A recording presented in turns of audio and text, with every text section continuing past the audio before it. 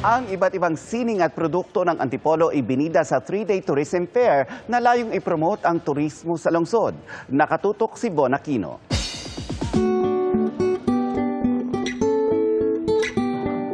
Pag sinabing Antipolo, walang dudang binabalik-balikan ang kanilang kasoy at suman. Ang sikat na hinulugang taktak. At ang International Shrine of Our Lady of Peace and Good Voyage. Instead of going elsewhere in the other countries for faith, but hindi na pupunta sa Antipolo or the Philippines, which we have the first international shrine. Para lalo pang isulong at ipromote ang turismo sa Antipolo, may 3-day tourism fair kung saan kabilang sa mga tampok ang Carolina Bamboo Garden, Flores Garden at Ed's Farm. Ang Ed's Farm is a nature haven.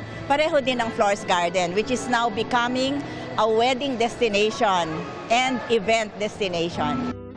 Nakadisplayt ang iba't ibang klase ng kawayan, pati mga edible at medicinal weeds.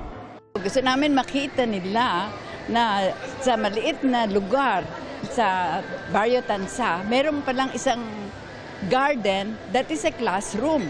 Marami kayong matututunan doon. At saka meron kaming bambusetum at pinapakita namin yung iba-ibang klaseng bamboo. Ang Flores Garden, maglulunsad din ng produktong mula sa vanilla beans.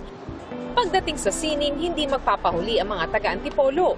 Tinatap na rin po namin siyempre ang culture and arts aside from the destination.